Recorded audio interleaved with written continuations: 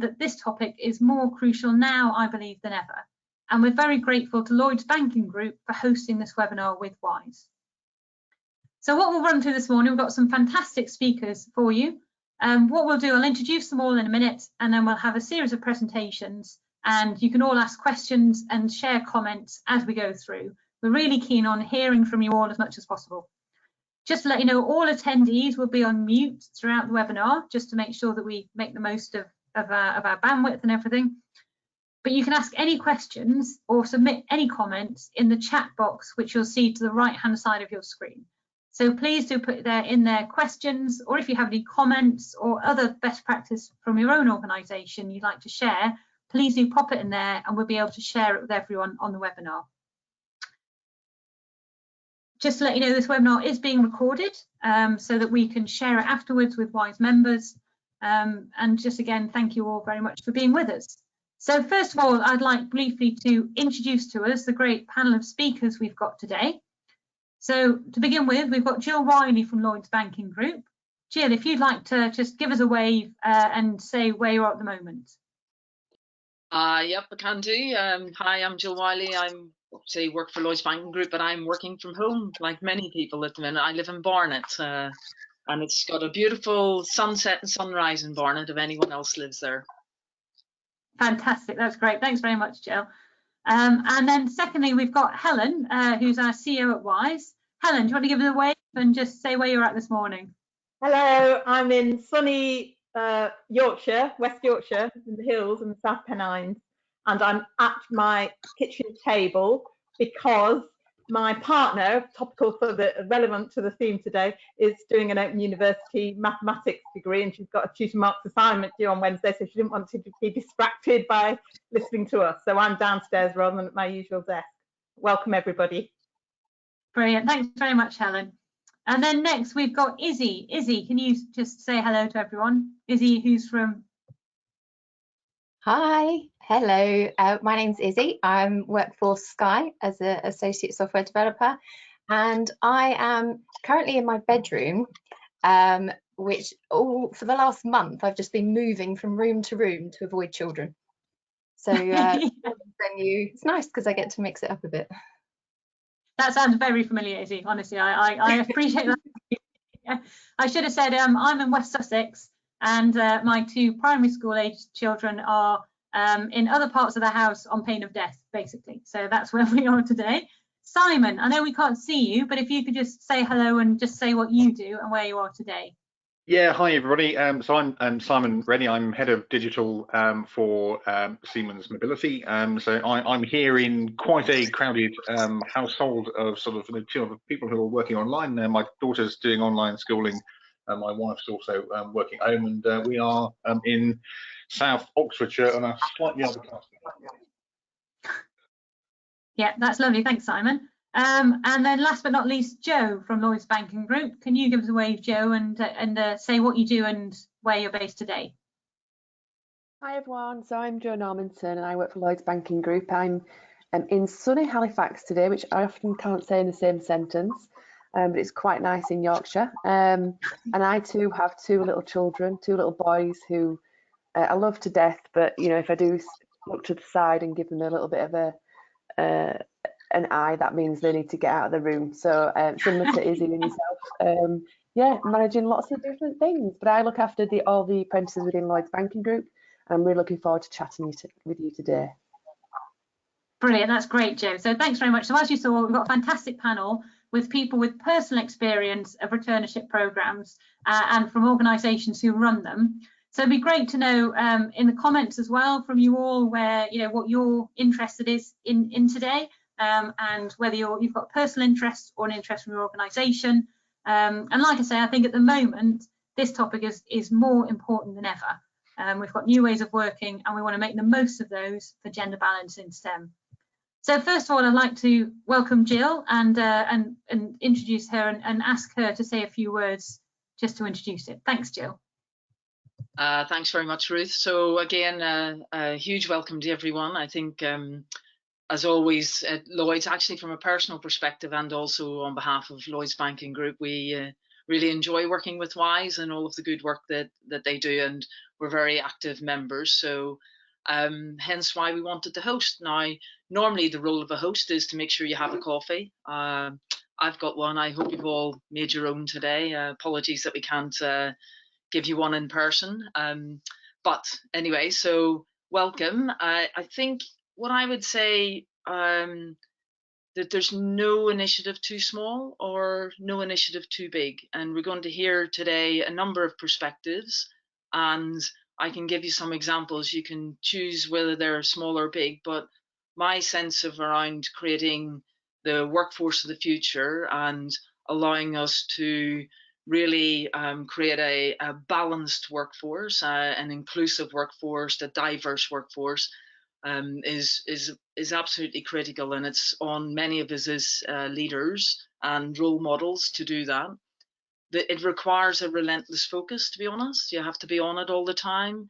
It requires real passion for creating a world where there is so much more equality than maybe there is today, or certainly than there was yesterday when I was a sort of computer science graduate growing up through the ranks. It was a fairly lonely place for a female, but I think it's improved massively, as you can see from the many speakers we have today, and I'm sure from the many of the diverse people that we have on this webinar as well. It's not about girls for girls only, it's about inclusion. And I myself have got two young sons, 19 and 16, and they, well, certainly the 19-year-old wants to live and work in a very equal world. The 16-year-old still thinks it should be all about him. So, I mean, hopefully that will mature over the next few years. As I said earlier, there's nothing too small or too big. And so to give you some examples of this relentless focus that we must all, I believe, have, we, within Lloyds and WISE, Lloyds sponsored the Emerging Tech Award. Now that's a small thing, but it's important because we want people to know how passionate we are. So that's one thing.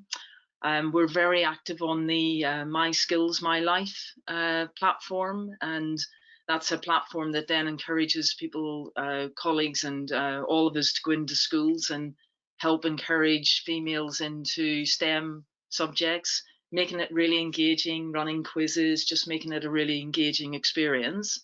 And we've got 15 colleagues all signed up and trained to do that. Now, how we're actually going to make that come to life in our COVID-19 world is another conundrum for us to work through.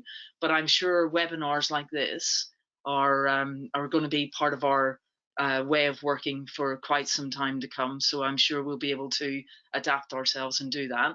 But those 15 colleagues have spent time getting trained up, and you know that's a massive commitment from them personally, and it's a massive commitment for them to actually then continue to do that. And that's what I mean. It really is. It's a relentless focus. It's about role models. It's about tapping into passion. It's about listening to all of these wonderful stories that you're going to hear today. And it's about attending some of the courses and bettering yourself. So I know a lot of our team have gone on the unconscious bias training, and they've absolutely loved it. So how amazing is that feedback? So thank you, WISE. They're just great things that we want to be doing. But of course, part of the story today is about returners and making sure that we create an environment that allows folks returning from time off for whatever reason back into the workforce and being able to settle in and to be their absolute best.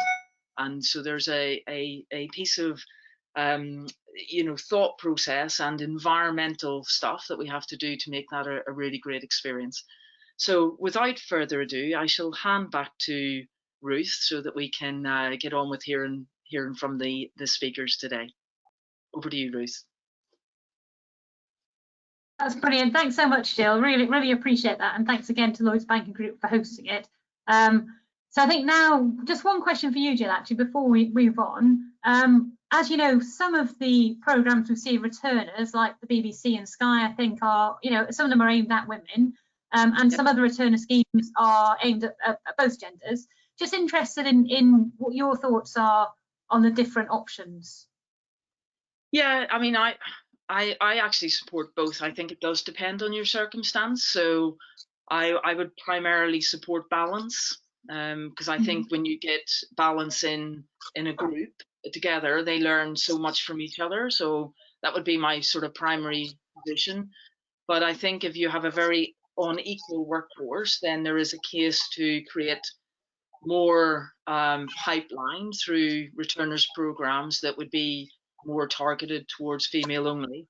I actually went on a course once. It was by an external group. It was a year long, and it was with 18 senior females. There was no chaps in the process, and I have to say I was massively skeptical on the way in. I was like, I don't want this to be anti-men, all those sort of conversations you get. But it was probably one of the best experiences of my entire life, because I got to appreciate much more of how females think, and it has developed me enormously in it, actually creating a better environment for men and women, because I was unconsciously biased towards men because of my upbringing. So it was a wonderful experience, actually. So I'm a supporter of both. A cop out. That's oh, no, I don't think a cop out at all, Jill. I think that's brilliant, and to hear that personal experience. So thanks so much for sharing that. That's fantastic. We'll move on now, if that's all right. So next, I'd really like to introduce Helen, who's our CEO at Wise. So Helen, if you could pop on and talk through, why you think this is really important at a higher level. Thanks, Helen. Thank you, Ruth, and thank you, Jill, for both for hosting this webinar and for your kind words about Wise. That's very encouraging and gratifying. So this conversation on this theme with Lloyds Banking Group started in September at the Wise Awards Judging Day, where Gary Saunders, who's head of data science at Lloyds Banking Group, he judged with me the Wise Computing Award, as well as judging the Emerging Tech Award, which Lloyds Banking Group sponsored, as Jill mentioned. And all three of us judges of the Wise Computing Award were hugely impressed by the three women who were finalists. It was really difficult to choose between them. And what struck Gary, and that he said afterwards when we were deliberating, how understated all three of them were.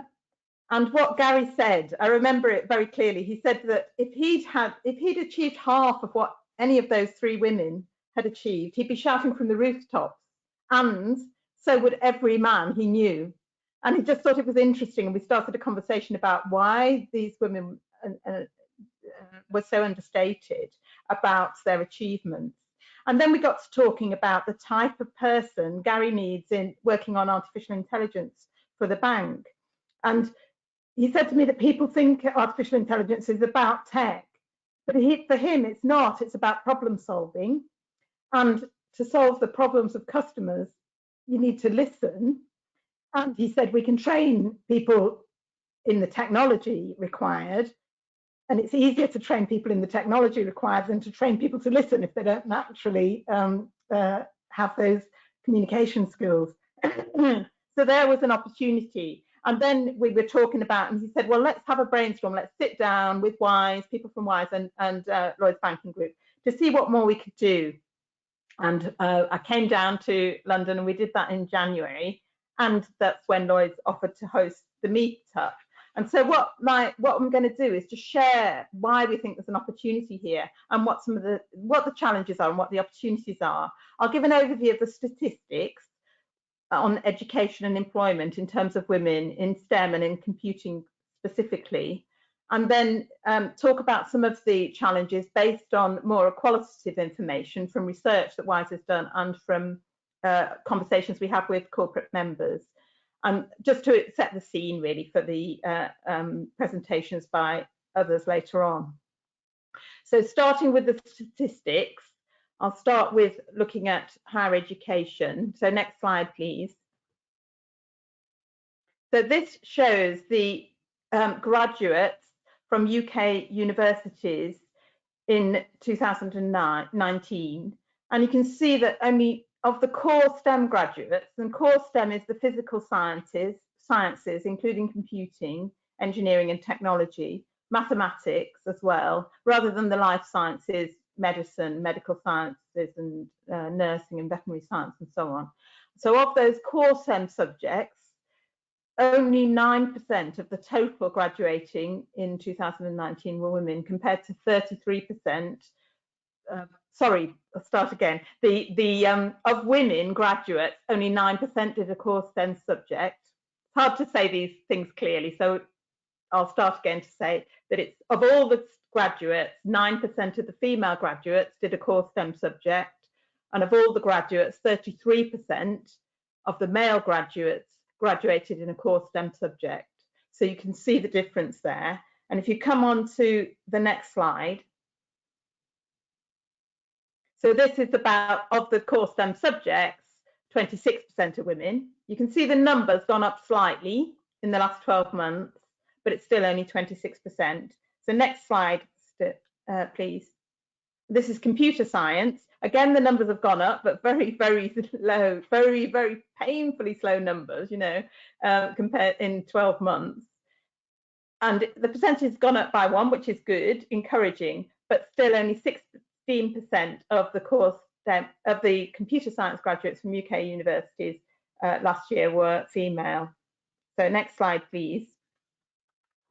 This was interesting. We did this analysis for the first time in 2020 when the new HE data came out, higher education data, just to compare the postgraduate qualifications, women doing a postgraduate qualification in the core STEM subjects compared to undergraduates. And if you can see there that the computer science, just as an example, 29% of computer scientists doing a postgraduate qualification last year were women. So it's interesting that there's a lot more for all of those subjects, a lot more women doing a postgraduate qualification in those core STEM subjects than an undergraduate degree. Now we might speculate as to why that is. It could possibly be down to confidence, you know, back to the conversation I had with Gary at the WISE Awards judging. But nevertheless, I think the important point is to think about targeting women who've done a master's or a postdoc, than a doctorate in a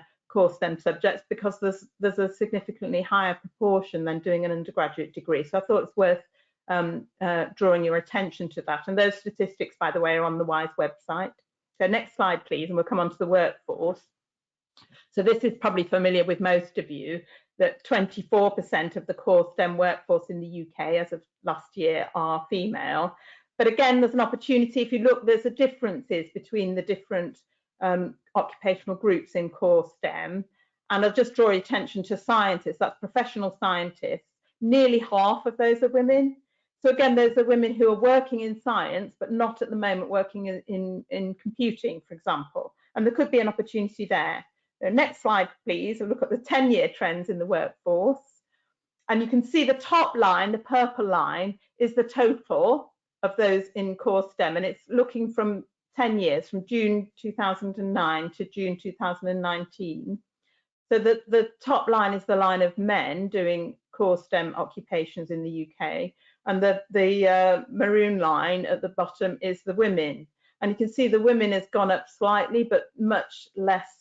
The increase is much less on an incline than the men, and therefore the gap, the gender gap, if you look at the right hand side, is actually widened despite the numbers in core STEM going up. And the reason for that is because of technology, and that's why it's because of technology, because the growth of technology jobs is exponential. According to data from Tech UK that was and Tech Nation, I think the figure is 6 times the growth of technology jobs in the UK is 6 times faster than other jobs. That was before COVID-19, obviously, but and a quarter of all the core STEM jobs in the UK are technology, and therefore, unless we can close that gender gap that you can see here in technology, in core STEM, unless we can close it in technology, we won't close it in core STEM. And that's why technology is a strategic, getting more gender balance, better gender balance in technology is a strategic priority for WISE, and why we're delighted to be working with Lloyds as one of our strategic partners to address that. So that's the end of the statistics. Now I'm going to go on to some of the qualitative evidence. So if you can go on to the next slide, please. and this is about some of the challenges. I've just put these on the left-hand side, grouped these into 6 areas that come up through research we've done and through insights from conversations and events with our corporate members. So to start with access, for women to access computing training, there's lots of boot camps around.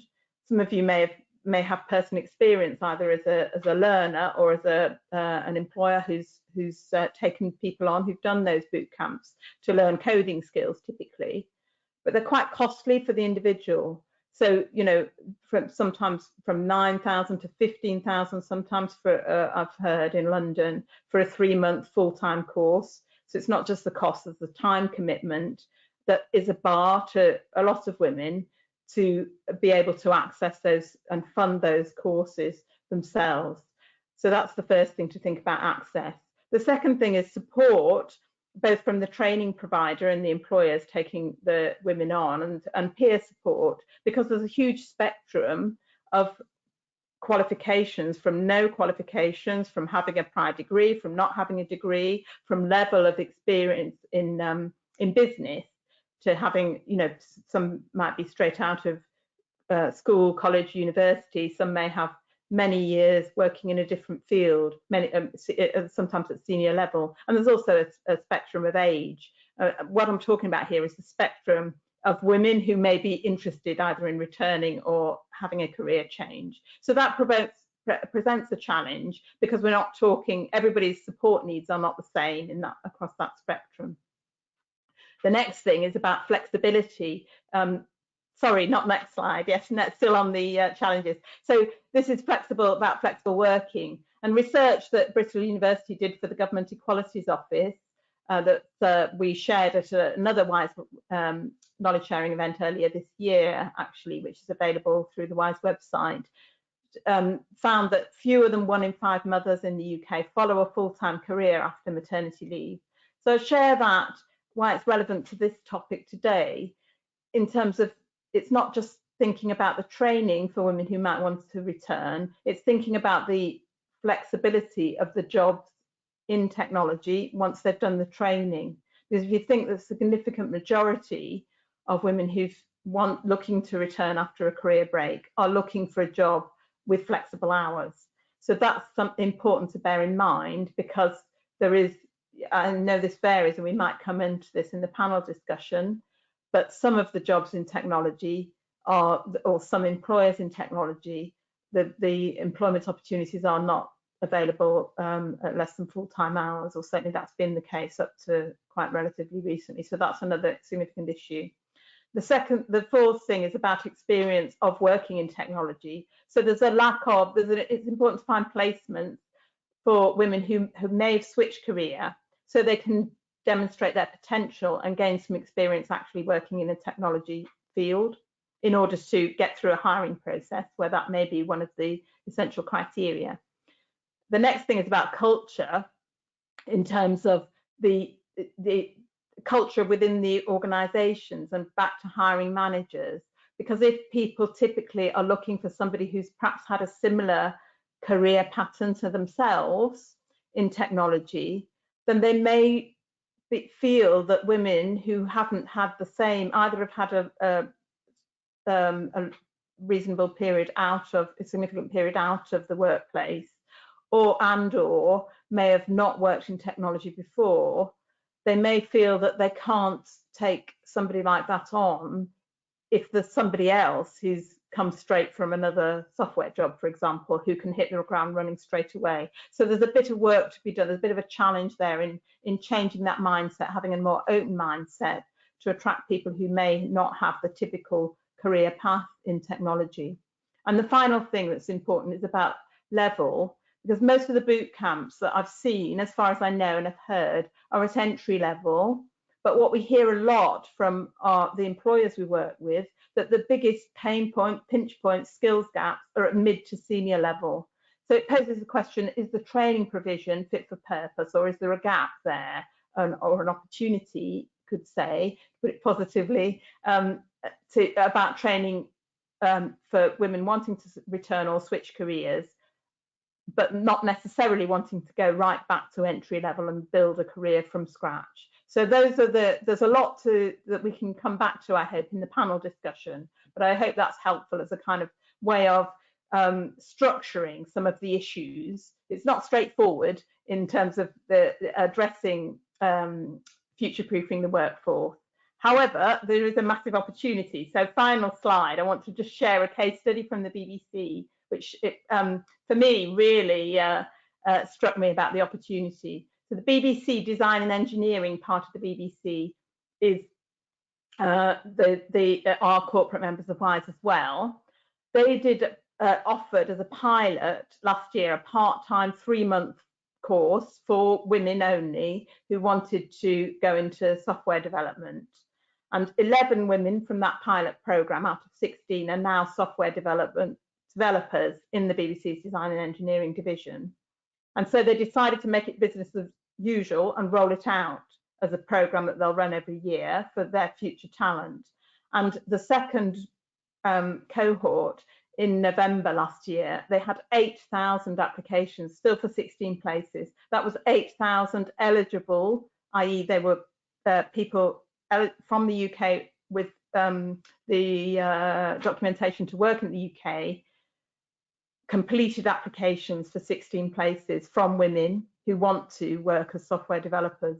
So I was amazed when I heard that figure in November, and just think that gives an inclination, an idea of the appetite that there is amongst women to switch careers. And so the reason that I'm really delighted that Lloyds Banking Group has hosted this session is to give us an opportunity to share and to hear from you, and to take this conversation a bit further. What we want to do, what I want to do, what WISE wants to do is, and Lloyds Banking Group wants to do, is work out how can we, by working together, scale up and systemize programs so that we can tap into this appetite amongst women to switch career and work in technology, because it's better for women. It's better for women in terms of the pay and opportunities. It's better for business, who will much better fill really acute skill shortages, and it's better for the UK economy. It will help us come out of this current lockdown if we've got a more skilled workforce to take up jobs in skill shortage areas like technology, which are not going to go away. So thank you very much for giving us the opportunity to share some of that overview. That's the end of my presentation. So over to you. I don't know if you've got any questions immediately, Ruth. That's fine. Thank you so much for that, Helen. Like we said, if anyone's got any questions or comments or anything at all you want to say, pop it in the questions or the chat box as we go through, and then we'll definitely come back to that later. So thank you very much, Helen. I think now we'll hand over to Izzy from Sky, who's got your own experience, Izzy, of retraining on the Sky programme. So Izzy, can we see you? Yes. Fantastic. Brilliant. So I'll let you crack on. Thank you. Okay, thanks. So hi, as I said earlier, my name's Izzy and I'm a software developer, an associate software developer for Sky. I think if we can move on to the slide, please. So a little bit about me. Two things I don't normally lead with intros, but I feel like I have been as I've been talking about women in tech, and particularly me in tech, is that I'm not a graduate. I was always more of a kinesthetic learner, and I guess in my day that meant an apprenticeship as a hairdresser or a mechanic, neither of which I fancied. And I'm soon going to be celebrating my 40th birthday, I believe in lockdown. So I actually embarked on this journey in 2019, so really only last year, so arguably a bit late in the day. I'm a mum of two. My son has just turned 6 and my daughter's just turned 11. My husband works long hours, so the childcare ball has definitely always fallen in my court, but that's a decision we made, you know, together early on, but it definitely has impacted my career path over the years. In terms of work history, I spent roughly 15 years working with NatWest in various business and commercial banking roles, including being an ambassador for women in business. before I was offered, or my team were offered, voluntary redundancy in December 2016. At the time I took it because I knew I wanted a change, albeit I wasn't sure what I wanted that to look like at that time. But after a few months of being at home, I realised that life in the slow lane wasn't good for me or my mental health. My son hadn't started school yet, so I was kind of conflicted between wanting to spend time with him, just to enjoy that last precious year or two, but also wanting to do something for me and for my brain. So I started up my own business, which was great. It was a really good success. I have waiting lists and everything was lovely. My clients were lovely, but it didn't kind of hit the mark. I didn't feel entirely fulfilled. I know I missed the hustle and bustle of an office, and I could have just, dropped back into banking, but I felt like I wasn't challenging myself enough if I did that. And that kind of led me off to look into various different learning opportunities. I think at first I was definitely disheartened by the number of things that were out of my reach, either because I wasn't a graduate or because I couldn't commit to specific days at college because my husband worked shift work. And then over dinner with friends, somebody mentioned Sky's Get Into Tech course. So when I came home, I actually had a look on the internet and found it. And I was just instantly drawn to the idea of being able to apply myself to something that required both a creative and analytical mindset, alongside the added bonus of being able to inspire my own daughter to break through barriers, as constantly trying to raise this very empowered, strong little lady. And so I thought, kind of, what better way to do that than lead by example and keep me up to date with her as she progresses on a digital level into her teens. So I applied. I was invited to an insight/assessment day, which, incidentally, back to what Helen was saying, over 1,000 people applied. Only 65 people could go to the inset day, of which only 30-ish people actually got a place on the course. And I was lucky enough to be one of those. And I went on then to complete the course and then apply for a role at the end of it. So if we move on to the next slide. So what drew me in? Definitely the reward of learning, because I just felt like I really wanted to learn. The children were in a nice, happy place. Things just felt a bit more settled than they did in the early days when they're little and it's all the sleepless nights. So I was ready to learn.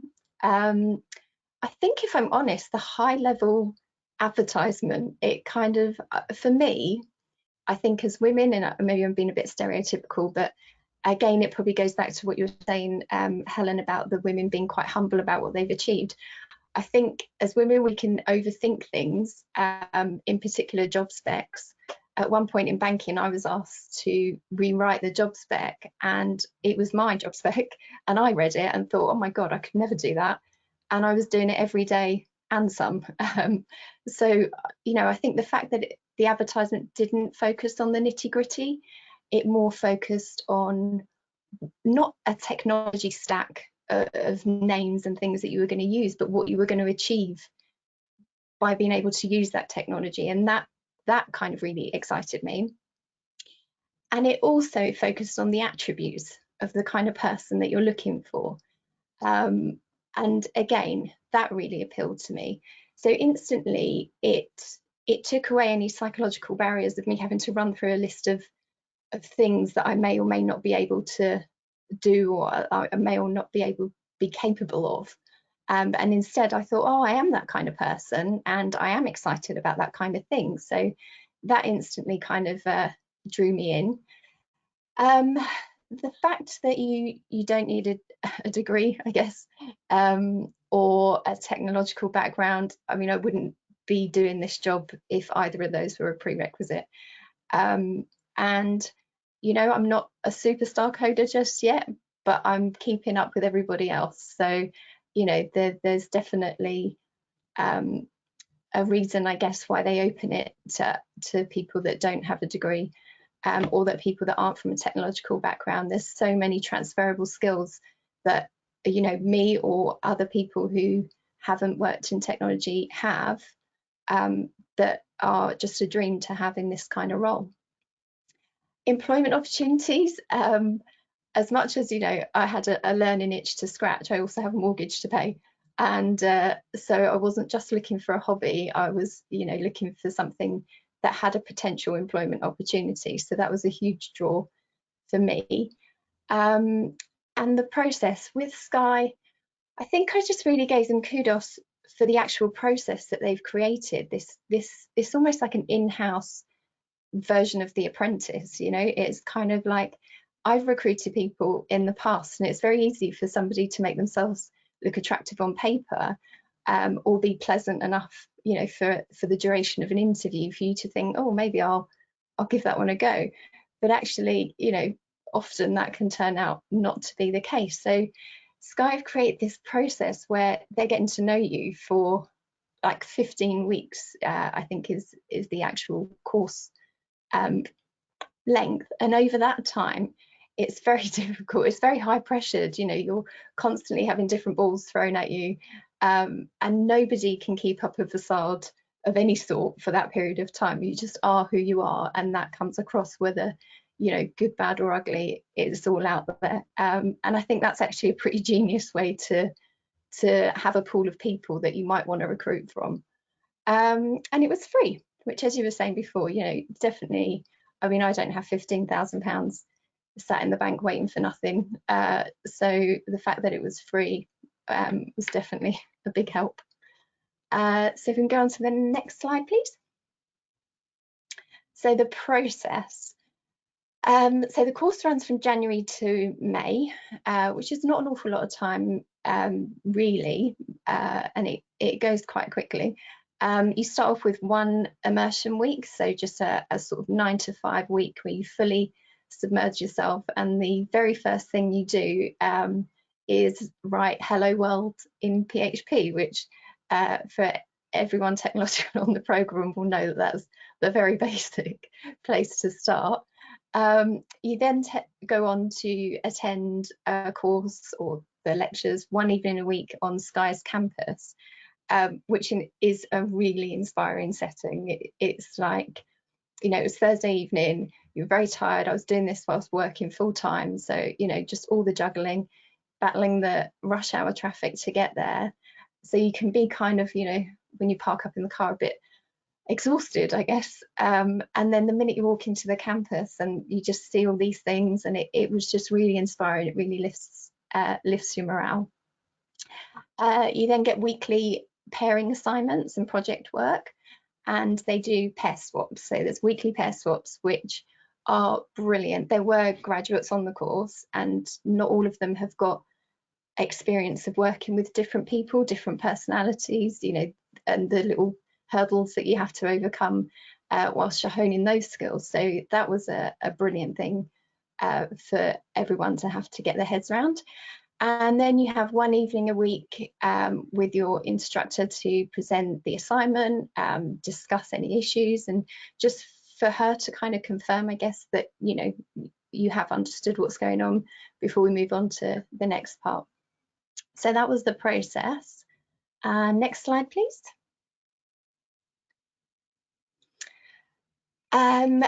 Blended learning, it definitely, for me, worked. I know there's lots of courses out there where you can just do it all at home and you don't really have to see or speak to anybody unless you require some support. But for me, the blended learning really worked. In terms of the home learning, it offers flexibility. There was times that, you know, the only time I could do it was, you know, midnight, and so that's what I did. And it also allows you time to figure stuff out at your own pace, because, you know, sometimes I'd be working with a young whippersnapper and think, oh, I don't quite get that. And it just gave me time when I, you know, was doing stuff on my own to go through it and make sure that I was really comfortable with what I was doing before I went back and joined or moved on to the next task. Sorry. The on-site learning, as I said, provided an inspiring backdrop and just really allows you to build on the relationships with the people that you're meeting, all like-minded people, all women wanting to get achieve the same goal as you, really. And so that's really nice. There's a real value to be added to. It's lovely to do things over Skype and it's really convenient, but actually, face to face, it's a whole different ball game. Body language and everything comes into play, and I think it really helped to strengthen the rapport that we were building. And it also then, with those rapport, you've got a support network, so it enables you to feel more comfortable the more you know people to actually ask for help or raise a question, and it gives you the chance to support other people, which is just as uplifting for me as anything else, because if I feel like I'm able to help somebody else, then that just gives me a real kind of boost. So for me, the blended learning worked. It was a real mix of YouTube in the early hours of the morning, as well as all the other things, the Skype calls and the meetings. So the next slide, please. So life at Sky after you get the job, I guess, it's not just about ticking a box and getting people in. As with any job, it's retention. You need to be able to hold on to those members of staff. And I guess so there's different things. One, it comes from the top down at Sky. The head of my department, Christina Gamilla, it's at the top of her agenda for every meeting that we have. And so that meant that when we actually went off to find placements, so you go through a boot camp phase, work on an educational project under the Engineering Academy umbrella, which is how you enter into Sky on these courses. And then after that, teams, all sorts of teams doing all sorts of things, are actually almost pitching for you to come and join them. They want the diversity, they want to enrich their teams with different people from different backgrounds and different mindsets. And that's not just they're looking for female people, they're looking for diversity in all of its guises. And I think the fact that that comes from the top down just really helps people to kind of understand and appreciate exactly what that can bring to a team. There are so many networks. You've got to feel supported. The Engineering Academy is a really supportive place.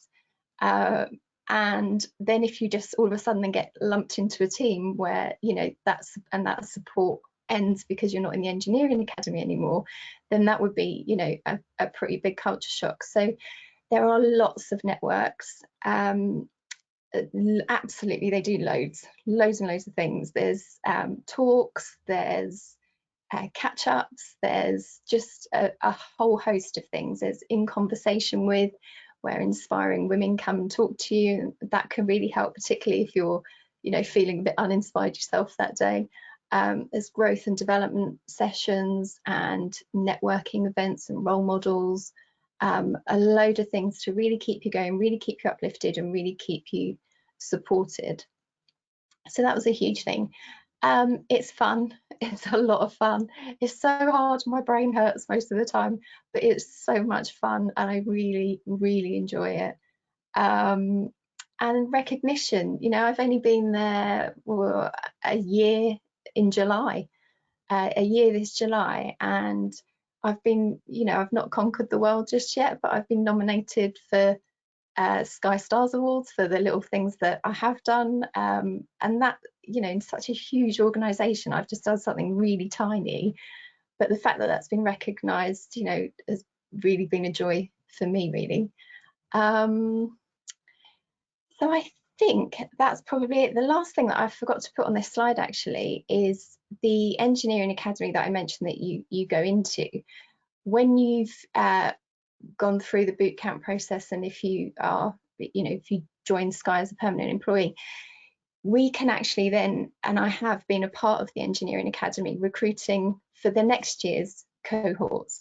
So that's been a really lovely thing to be able to give back and to be able to look at people in my situation, a year ago, and be able to recognise through assessment centres and all the other things, the kind of attributes that you're looking for, the kind of skill sets that's needed, really seeing those soft skills, and actually just being able to be a part of the washout sessions and, you know, throw in a different perspective.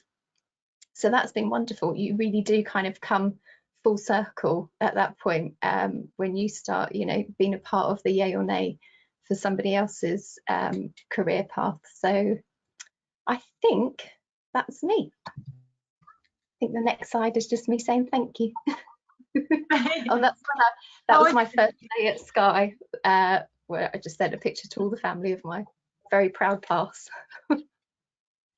Thanks, Izzy. And I think that grin from you on that last slide says it all, doesn't it, really? So what yeah, what a wonderfully inspiring story. Thank you. We'll get some comments in as well from people listening saying really inspiring story, well done, yeah, that type of thing. So I think that was really fantastic to hear. Thank you very much. I think we'll move on to Simon, who's from Siemens. Now I know Simon will hear him, but I don't think we'll see him, just to warn you. So Simon, if you can introduce yourself and then let us know about the digital career opportunities that you're finding at Siemens. Thank you. Okay, brilliant. Thanks, Ruth. So yeah, I'm Simon Rennie. I'm head up the digital team within Siemens Mobility, and specifically the rolling stock business. So that's the bit that makes and maintains trains. So really the first thing I wanted to just set a picture around is, you know, within transport, the digital and technology world is a pretty rich, you know, and varied and excited thing, because that's not necessarily, you know, always appreciated. So, you know, on the next slide, Ruth, you know, this is and one on. This picture here is essentially, you know, a schematic of all the, you know, pretty interesting things that transport relies on digitally. So if you look at an end-to-end journey, or, you know, how the train's controlled, or how it's maintained, so, you know, your journey to the station, you know, may well involve, you know, how congestion's avoided, smart parking. You know, you bought your ticket online. When you get on the train, it's controlled by some pretty complex, you know, technology to protect and signal the train. And equally, you know, the train will talk in terms of the extent to which it needs to be, you know, maintained, and how it's overhauled, how it's operated. So the entire element of reliability and passenger comfort and passenger experience, whether things run on time, is underpinned by, you know, increasingly sophisticated levels of technology. So on the next slide, you know, what we have is a transport world which is, you know, it's fairly akin to, you know, other fairly advanced, you know, tech sectors. So, you know, the transport industry will start to think about, you know, how it delivers its services and assets, you know, as a service, and a strong focus on, you know, reducing, you know, human effort where it's not required to improve reliability and safety. You know, and all of that is tied together, you know, with some pretty good, you know, data analytic skills, you know, which have to be delivered securely. On the next slide, a little bit closer to home from my perspective, is essentially the journey around how the train will gather data, how it will transmit that data. We'll consolidate that into, you know, common platforms. We'll run, you know, analytics, you know, around, you know, what that data tells us. You know, the broad plan being, well, you know, we'll only touch the train, you know, when data tells us that we need to, and equally big overhauls will only be carried out based on, you know, the condition of the train as defined by the technology. So all of that is, you know, probably a little bit more sophisticated than, you know, if you're not on the inside, you may have as a preconception. So given all that, you know, I think is a pretty cool world in terms of, you know, what technology and software does. If we then go on the next couple of slides, you know, what on earth is it that, you know, prevents people being attracted to, you know, our type of discipline within transport? And I guess, you know, if you're thinking about, you know, a job in tech and software, you might think about, you know, a nice funky work environment. You know, you're working either for a startup maybe, or an established player. There's a degree of glamour perhaps attached to that. However, when we ask our potential recruits around, okay, tell us what you think about the railway and the transport business, the next slide will sort of conjure up some preconceptions around what the railway is. Is it cold, dirty, outside manual work? Conversely, on the next slide, is this an industry which repeatedly messes up in terms of delays, not getting things right, so on and so forth. What our potential applicants will tell us around are, look, these are the sorts of things that we understand the railway industry to be. How can you do better? So on the next slide, Bruce, I guess when we think about well, how would we describe barriers to entry? I think from an employer's point of view, the way in which the railway industry works can sometimes mean that there's a short-term focus. You might be a railway train operating company. You've got a 7-year horizon because that's the term of your franchise. Are you therefore thinking in terms of long-term investment in people? Are projects being let by the government or Network Rail in a way where money flows down that enables you to have that long-term view? And equally, culturally, there's still quite a lot of thinking in terms of legacy of the type of people we employ. They are full-time, they are permanent. And we've got some pretty set ideas that you need to be in a particular place at a particular time. Equally, as I hope the previous 2 slides have done, we're not necessarily fantastic at projecting the industry image that we should. And a lot of the training programs that we've got, there are some great apprenticeship schemes out there, which I'll touch on a little later. However, quite often those funding or the funding levels attached to those programs are routinely reviewed. So as an employer, you don't know whether or not you can commit to something in the long term because your funding may move. And equally, if you are a potential candidate to join, in particular, if we look at people starting out in their career, there is an industry problem. Equally, we find when we talk to really good candidates, there is a lot of prejudice, in particular amongst parents and schools, which says, look, you really don't want to go down that vocational route. You're much better off pursuing an academic career. Equally, the flexibility attached to people coming back into the market, we need to do better of that. And the role models matter so much.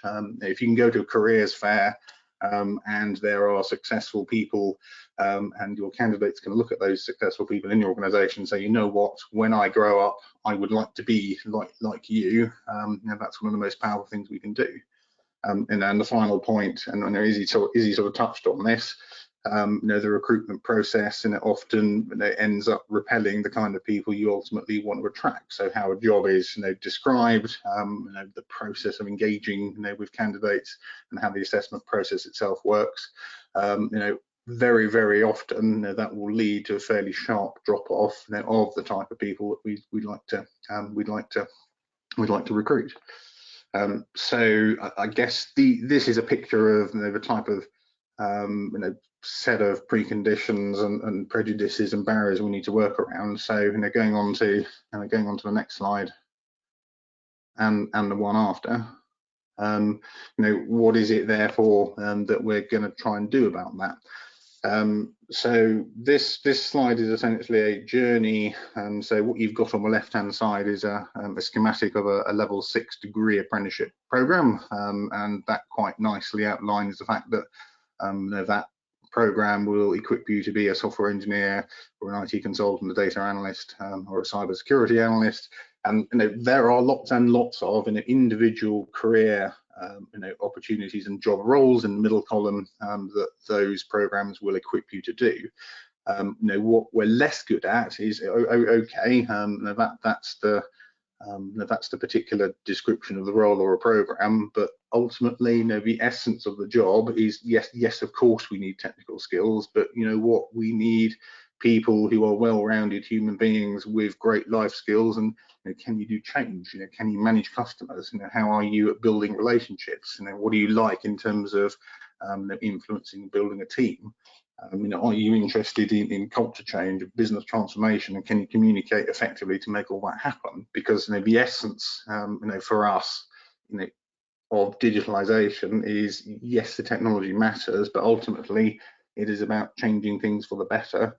And you don't do that, without a colossal range of empathy and soft skills, and being able to apply the technology in a way which makes the relationships work, that people buy into, and that ultimately makes a difference to your own organisation.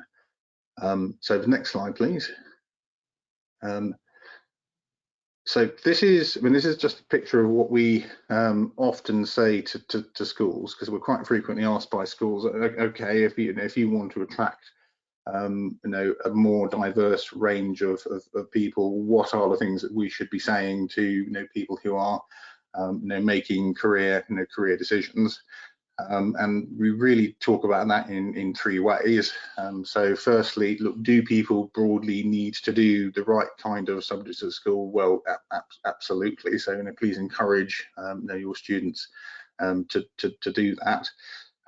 But equally, the other two messages that we try and get across are, we are interested in people being curious. Do you understand all those good things that might be happening in a particular industry? Have you really explored it? Are you talking to your learners and students about the kind of opportunity? And thirdly, so much of the kind of person we want to recruit relies on behaviours. You can be technically the best in your field.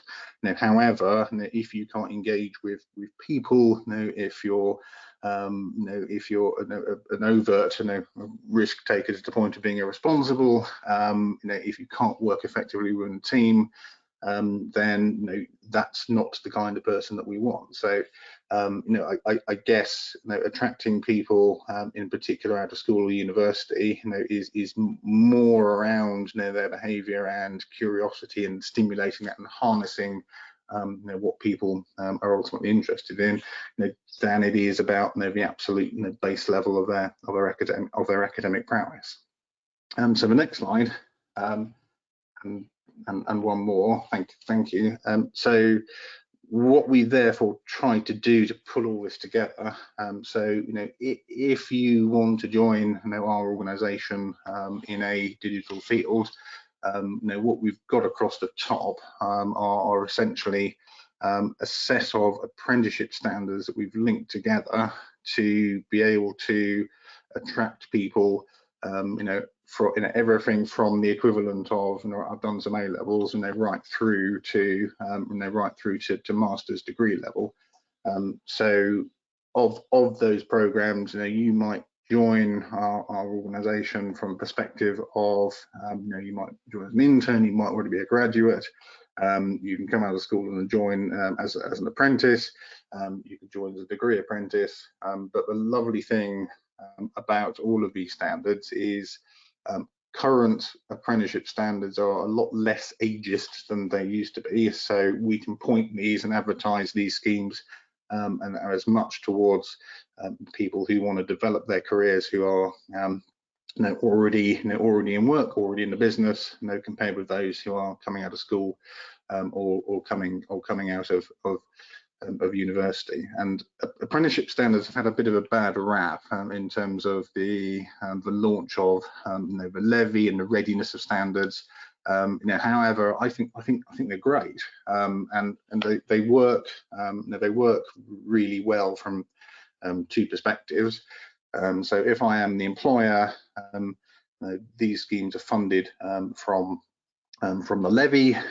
Equally, if I'm going to be growing talent versus hiring from the external market, if I hang on to my apprentice for around 3 years, and that's the point at which financially those candidates make fantastic long-term in investments. The standards are very focused on the technical, professional and occupational competence of my own organisation. So they're very, very tailored into making sure that when people finish their schemes, they are job ready, for a role within my own organisation. They focus hugely on behaviours as well. So if you don't behave in the right way, then you can't be successful.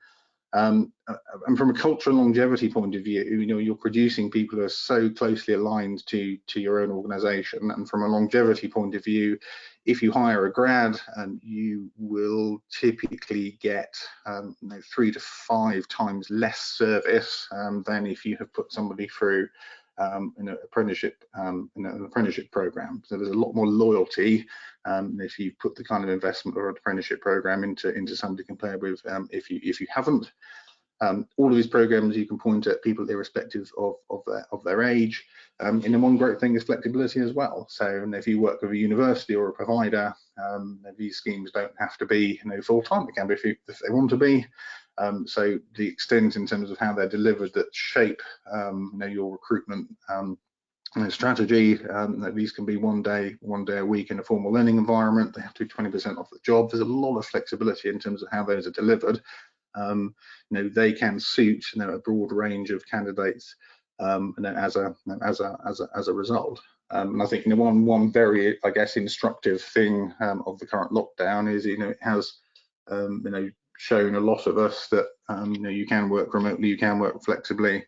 If you're a family unit, the parenting responsibilities don't have to default to one person. They can be properly shared. And you know what? That can apply equally to when you're training people to bring them into new sectors. And from an employee point of view, if you think about a degree apprenticeship compared with a university course, your tuition's paid, you've got a job, you're getting the best of both worlds in terms of higher education and vocational training. At the end of it, you'll have a job. You don't have to compete in the open job market. You can use all of those schemes as a development opportunity for existing teams. And then the flexibility point applies equally to the employee as much as the employer. So what we're trying to create here is a fairly rich ecosystem of different levels, different step-on points, and things which can apply and work really well for people across different stages of their careers. So I think, Ruth, next slide. I think that might be it. It is. Thank you. Brilliant, that's great. Thank you so much, that Simon. Fascinating, and also how strange to see a picture of so many people on a station. That just seems like a world away, doesn't it, at the moment? It does, Thanks so much for that. I know, yeah, exactly. Yeah. And now I'll hand over to Joe from Lloyds Banking Group, who's going to talk to us around recruiting and delivering apprenticeships. I'm really fascinated to hear this. I remember coming to an event at Lloyds Banking Group, I think a couple of years ago, and meeting some of the apprentices, and was really impressed by them and their diverse background and experience and age and everything. So really interested in Joe, you sharing with us the career routes into tech you've got there. Thank you, Joe. Thank you, Ruth, and hopefully you can all hear me well, because my signal does keep dipping, but I'm sure you'll keep me honest with that. So I have to say, in this current climate, it's great that we continue to take time out to keep this conversation going. So I really appreciate you listening today. And hopefully through my chat with you, like I said before, I won't be disturbed by my two gorgeous little boys. I'm really honoured to be talking today about getting more females into tech is a real passion of mine. And looking at the statistics for computer science, engineering and technology, these all show the largest gender imbalances, I guess, from current students to graduates and the workforce figures. And there's so much great work going on when it comes to helping school-age females continue their learning and passion in STEM subjects and making the right choice at GCSE, A-level, university. I guess where we can really help, and apprenticeships can help, is to support that agenda into the workplace. And it's been really interesting to hear Izzy and Simon outline how that kind of transpires within their organisations.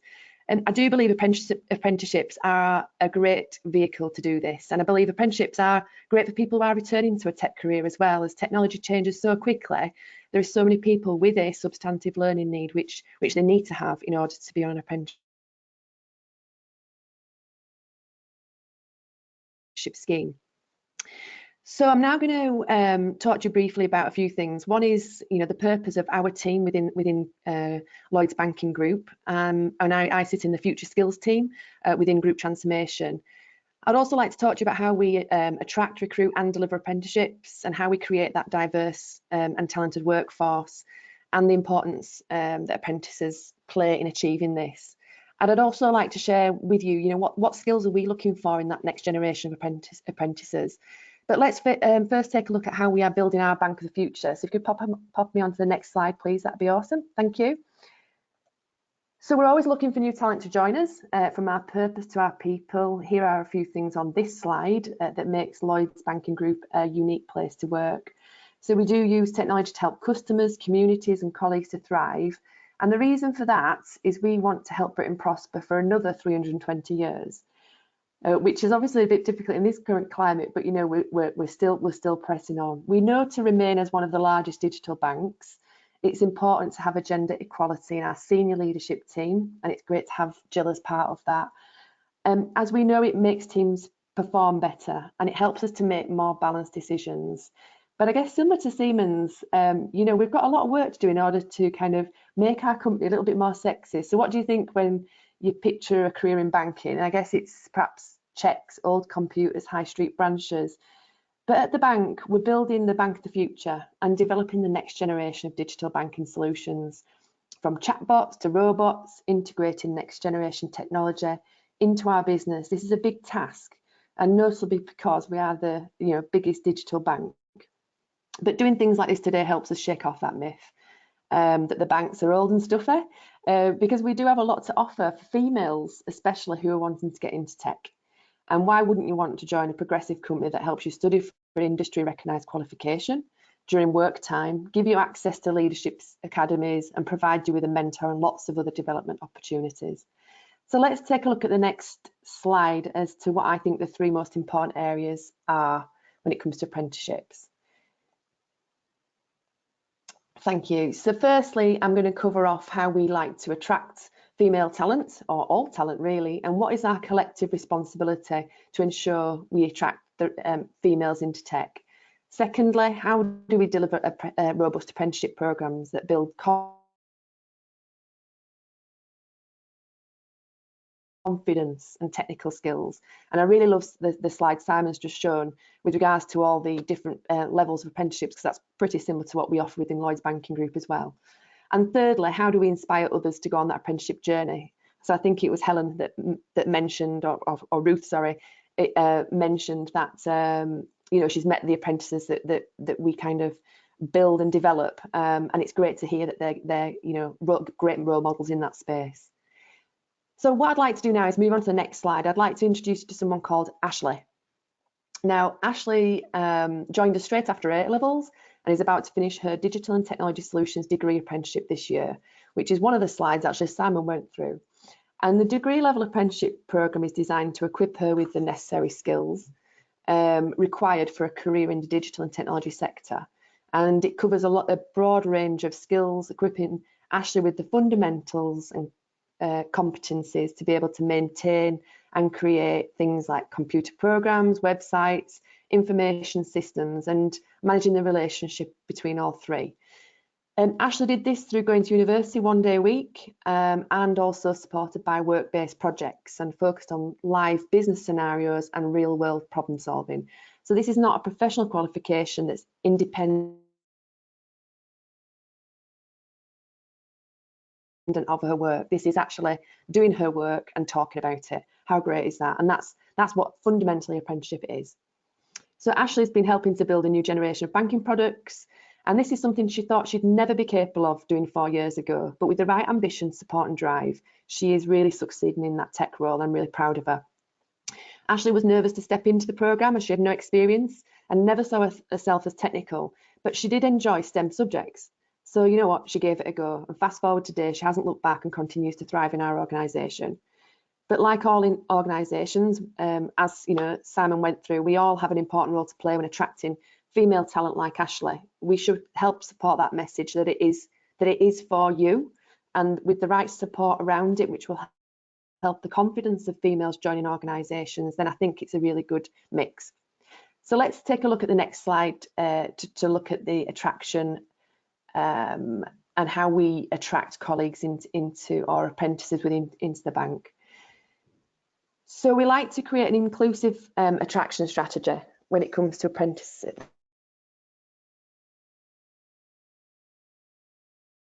Apprenticeships in Lloyds, and this is done through two different lenses. Firstly, how do we attract people from our external market? So, you know, people exactly like Izzy or Ashley.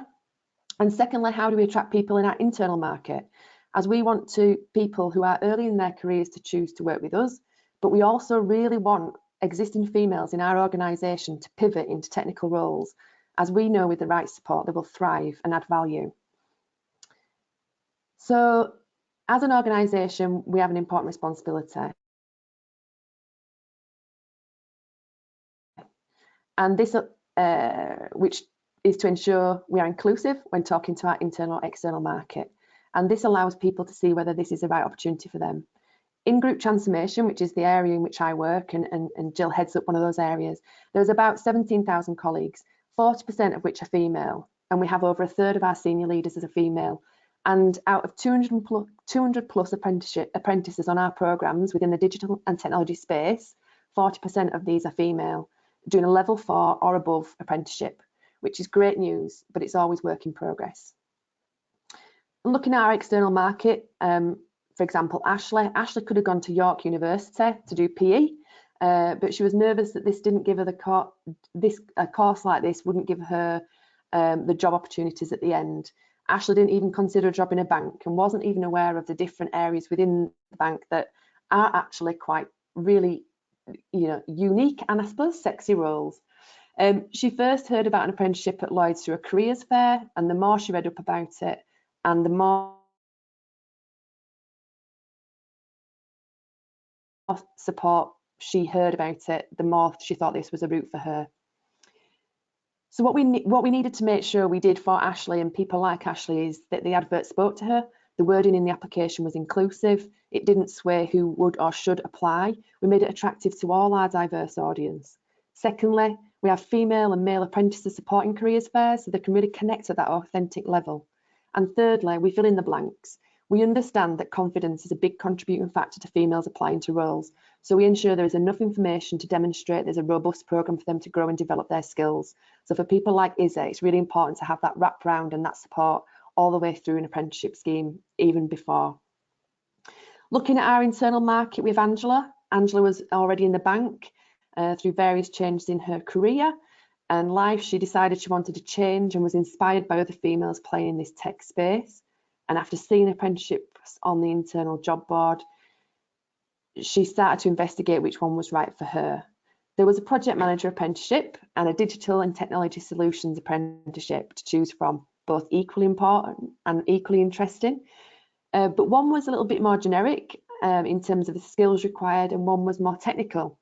And I guess her natural instinct was to play safe and go down the project manager route, but something was pulling her to the digital and technology solutions degree.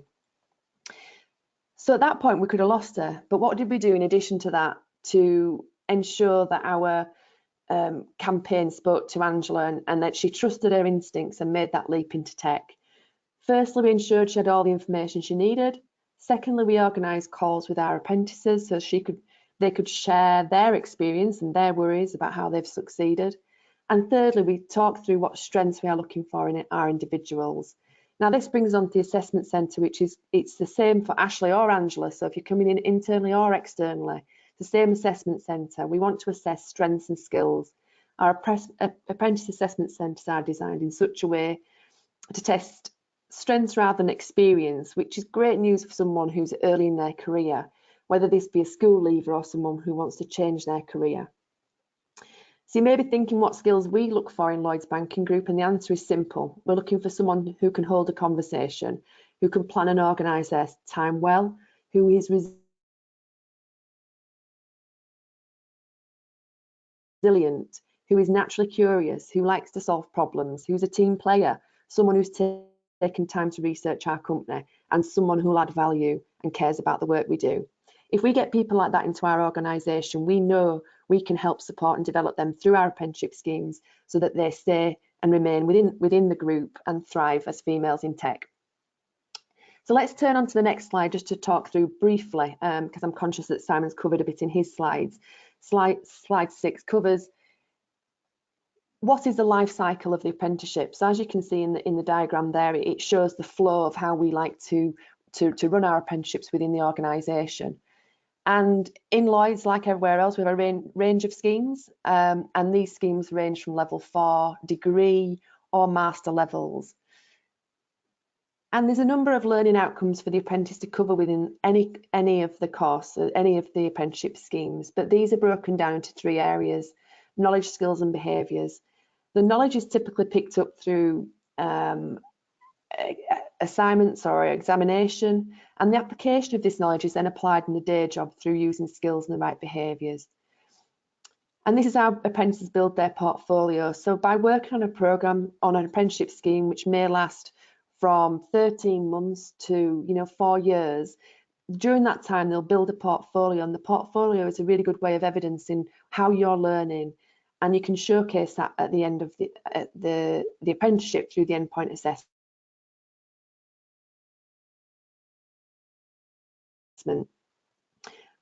So typically apprentices spend about 80% on the job learning, and that's using information learned from the training provider, but also their peers, buddies within the team.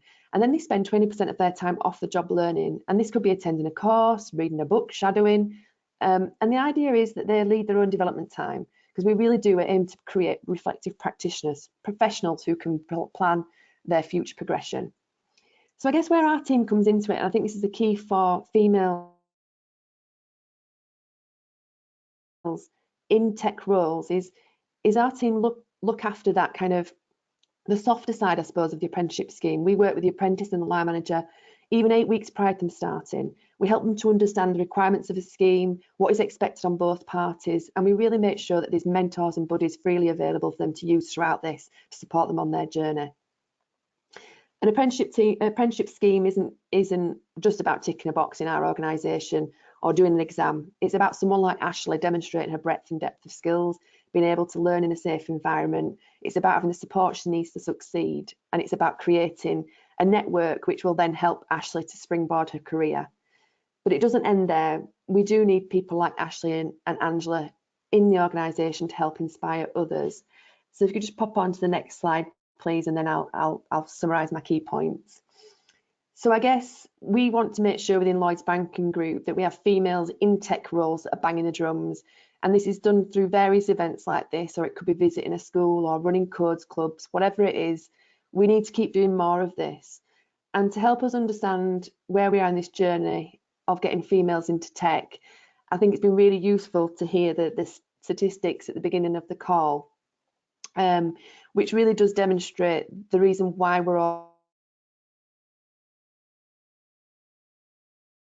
here today, which is to understand and inspire that next generation.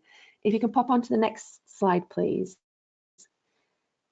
So Helen's kindly gone through the stats, and in readiness for this presentation, I saw a report from the British Computer Society from back last year in June 2019, and it shows that in 2018, just 16% of IT specialists were women, and the highest percentages of that chart related to more managerial roles or design, but the lowest percentages relate to programmers, developers and engineers. So I know we've got a lot of work to do.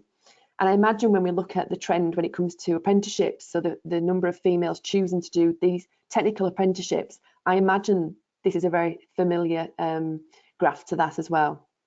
So this is quite telling, right? So all industries, we still have work to do to get more females into tech roles. We all have responsibility to create attraction strategies that entice women to apply, to create robust apprenticeship schemes which support confidence just as much as capabilities. And we must keep getting our next generation of apprentices, or current, apprentices to talk to our next generation of apprentices. So I guess my final slide is quite fitting with this time of year, but I thought I could get away with it. So if you could pop onto the next slide, please. So the thought I'd like to leave you with is, I guess if you are on the call listening to whether you're wanting to get into a career in tech, I guess what is stopping you? And if you are in a business like ours with a corporate responsibility to help Britain prosper, what is stopping you from recruiting and supporting an apprentice like Ashley to succeed in your business? I guess we all have the responsibility to ensure how we communicate with our internal or external market is inclusive and allows all people to see whether this is the right opportunity for them. And we know the reason for that is that so all the hard work that is done when it comes to STEM choices during the crucial education years doesn't go down the pan, and businesses do not turn off that next generation of female talent. And for those who are delivering apprenticeships in their organisation, we know we just can't leave apprentices to get on with it once they join. We have to support them. We have to support their confidence throughout the entire life cycle of the apprenticeship scheme, which means we have more females who want to join a technical apprenticeship, and we have more females who actually complete the apprenticeship and remain in a tech career, which is really what we want, what we're aiming for there.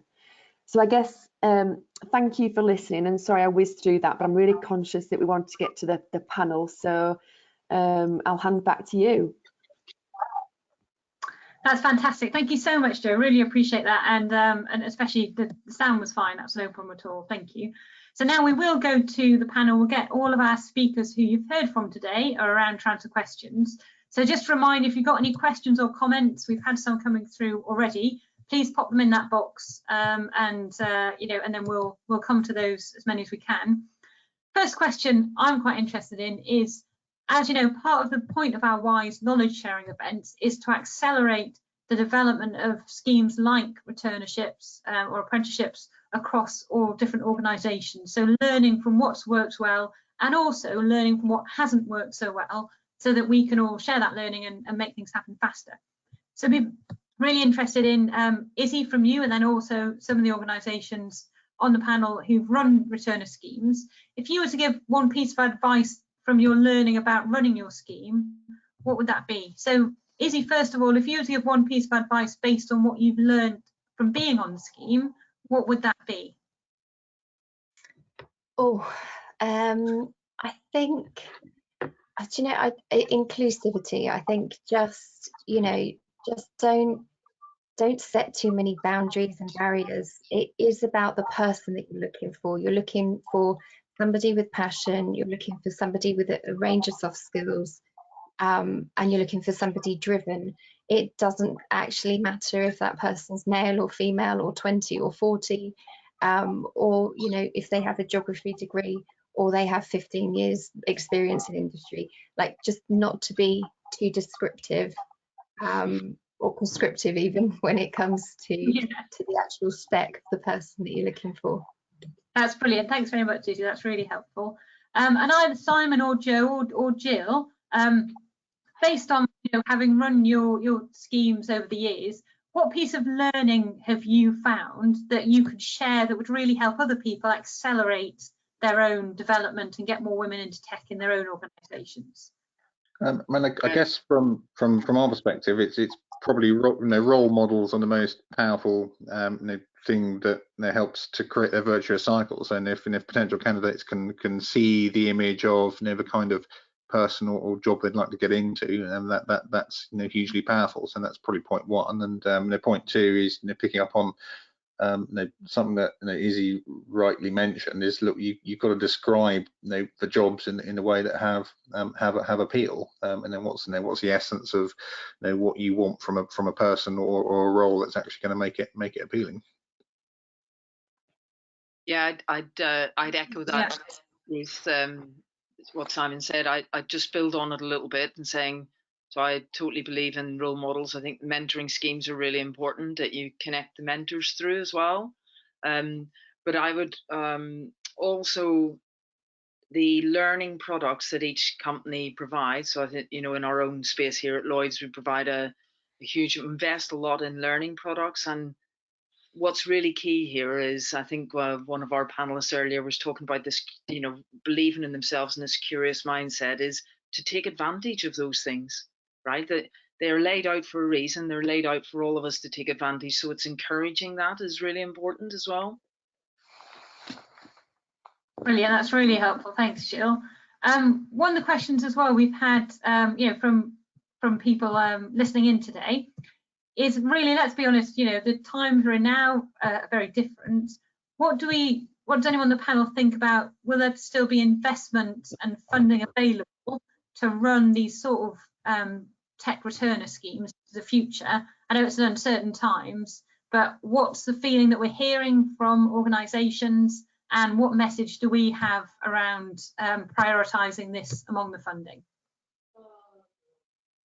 If I can kick us off there, I'm really excited because I've heard more than one person in the last couple of weeks say there is an opportunity, because we're going to find, unfortunately, because of the economic impact of the coronavirus, people losing their jobs, looking for new opportunities. That will include a lot of women with significant business experience. So let's give them those opportunities, encourage them to take advantage of the opportunities to learn that Jill just mentioned while they're on furlough, while they've lost their jobs. Let's scale up, make sure that there's a moment here to there'll be a huge increase in people looking to switch careers, find a new job because they need to. Well, let's give them, the women, the opportunities to move into tech and be part of what I heard on the news this morning, talk about build for better, to help the UK, help the world actually come out of this crisis better in a different way. Well, for me, part of that different way is gender balance in tech, for all the reasons that described so eloquently today. That's great, Helen, thank you. Jill, I think you want to say something as well. No, again, echoing, but I think it is going to be a tough environment next couple of years. I can't see that being any different. But in all of it, then this confidence in how one presents oneself is very important. I actually think that we'll do an awful lot of webinars like this. And actually, I think that creates, what I've seen in the last 6 weeks of myself and my company doing it, it creates a much healthier respect and level playing field for everyone to make a contribution. And so when you get a great moderator, you can create flow of energy much stronger. So I think we're actually moving into a period where the technology will let us create a level playing field. And so that to me is really important. I do think there'll be a lot of cross-skilling inside companies. Certainly we're seeing the early signs of that. We're very big on that at Lloyds, but we want to preserve our workforce, make sure that we've protected our permanent employees as much as is humanly possible, and part of that journey is to cross-skill. So I think we'll get quite a bit of that, and obviously keep an eye to the future where we bring, you heard Joe earlier, bring in the apprentices and the graduates as well. So I think that will be quite a big thing for many companies. Brilliant, that's great, thank you. Another question we've had, and actually I might bring in Simon and Joe here as well, specifically thinking about the returner side. You know, I know that both obviously Lloyds and Siemens have got a lot of resources, big organisations. Do you have any ideas or any advice about maybe how these sort of schemes could be scaled for smaller tech companies? So anything that you've learned that you think could apply at that scale to a smaller tech company who want to take the opportunities of women returners and setting up schemes? Don't know if Simon or Joe had anything to add on that one. I mean, to answer them, I would always advocate really the use of apprenticeship schemes. So I think the view of apprenticeship schemes as maybe the perception that it's a 16-year-old bricklayers, actually they are well funded. They can be aligned to the occupational competencies that you need in your own organisation. They are ultimately very therefore very flexible, and ultimately a great investment if you're going to hang on to somebody for at least a 3-year horizon. So I think whether an organisation is large or small, that's a really great route, and really the trick is to just get through that barrier where an apprenticeship is seen to somebody of a particular discipline, of a particular age. The way they're now constructed, it gives you a lot of opportunity to point them at returners, mid-senior professionals, as well as entry level talent. That makes a lot of sense. And just a practical question then, can the apprenticeship levy that we've all heard so much about, can that be used for returner schemes, if you like? Is there flexibility there in that? I mean, the crude rule is so if you are equipping somebody with new skills, and they are spending 20% of their time learning those new skills away from the day job, then you've hit the two main qualification criteria. So again, there's quite a lot of flexibility in terms of how you actually deliver it. It doesn't need to be a full-time scheme. It can be configured around both the needs of the candidate and the learner as well as the business. That's why we like them. Brilliant, that's really helpful, thank you. Just aware of time, there's been so many questions coming through. We can't answer them all today, I'm afraid, but we will come back to some of those. Just then want to really wrap up to say a huge thank you to all of our panelists and our speakers, and a huge thank you to Lloyds Banking Group for hosting this webinar for us. This has been recorded. The recording will be shared with all WISE members tomorrow, and there'll be a write-up circulated as well. Just wanted to go back to Helen and Jill, just to really wrap up with any final comments you've got to say before we say goodbye. Helen, to you first. Thank you, Ruth, and thank you for keeping us to time and hosting this so competently. And thank you to Jill again for hosting on behalf of everybody at WISE. And I just want to thank everybody who's participated, because we've had a rich conversation. I've made tons of notes. We'll have the records. And it just, I think for me, confirms that this is the right strategic priority for WISE to focus on in the coming months and years. And I look forward to working with you all to capture some of these themes and scale up the opportunities. Thank you. Yeah, and just a big thanks from me. Thank you for joining the virtual session. Who knows, we may do many more of these, and but when we do meet face to face again, we'll make sure that we serve you a proper drink next time. But thanks very much. Brilliant. Just to say, Jill, we'll take you up on that one, definitely. Yeah. So thank you all again. If anyone has any feedback or any topics for further webinars that they'd like to suggest that you feel really useful, please do drop us a line, drop it in the comments, and just please all stay safe and well, and we really look forward to talking to you all again soon. Thanks very much and goodbye. Thank you. Bye-bye.